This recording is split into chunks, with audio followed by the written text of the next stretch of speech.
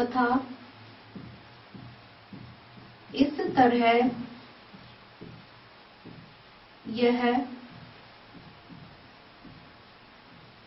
पादप अंगों में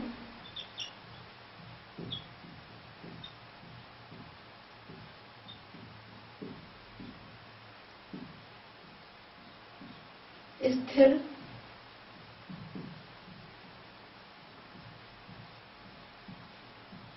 हो जाती है, नाइट्रोजन स्थिरीकरण कहते हैं।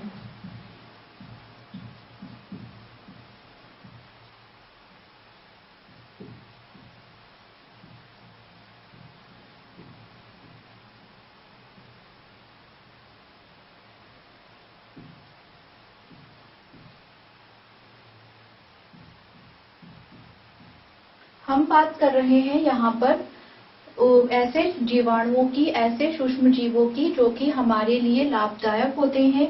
तो यह लाभदायक सूक्ष्म जीव पादपों के लिए क्या भूमिका निभाते हैं? यह पादपों में नाइट्रोजन का स्थिरीकरण करते हैं।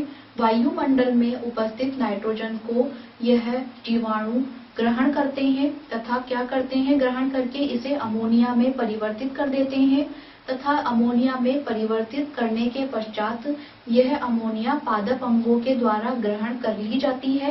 इस प्रक्रिया को नाइट्रोजन स्थिरीकरण कहा जाता है।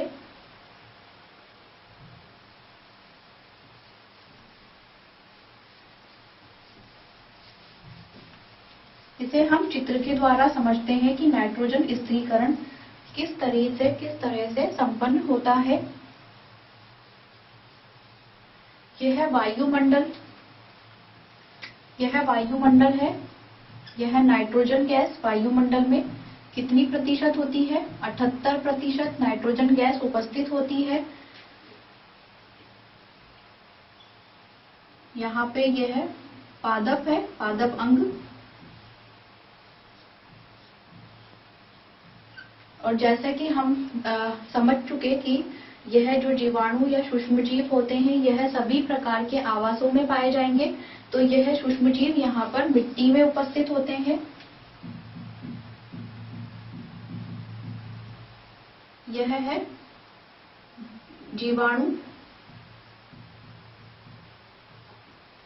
यह जीवाणु इस वायुमंडल की नाइट्रोजन को ग्रहण करते हैं।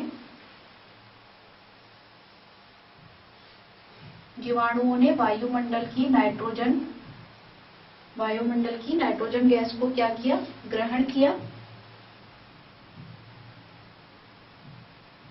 तथा ग्रहण करने के साथ में इस नाइट्रोजन गैस को किस में परिवर्तित कर दिया? अमोनिया में।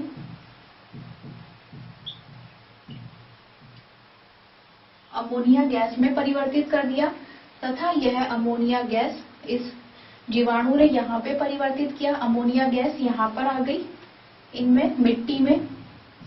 अब इस अमोनिया को यह पादप की जो जड़ें हैं यह ग्रहण कर लेती है और यहाँ से यह अमोनिया पादप अंगों में आ जाती है।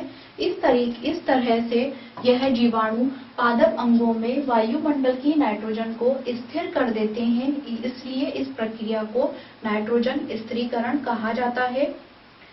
अगला पांचवा और अंतिम उपयोग इसका मित्रवत सूक्ष्म जीव का है।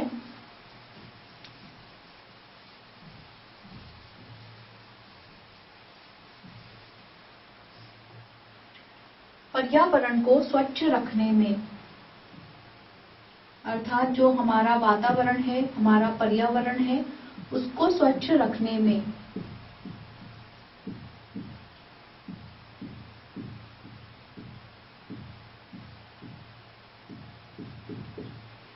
कैसे कार्य करता है यह समझते हैं कि पर्यावरण को स्वच्छ रखने में जैसे कि कार्बनिक अवशिष्ट, यानी कि कार्बनिक अवशिष्ट जैसे कूड़ा करकट, सब्जियों का कचरा, सब्जियों के जो छिलके होते हैं वह कार्बनिक अवशिष्ट,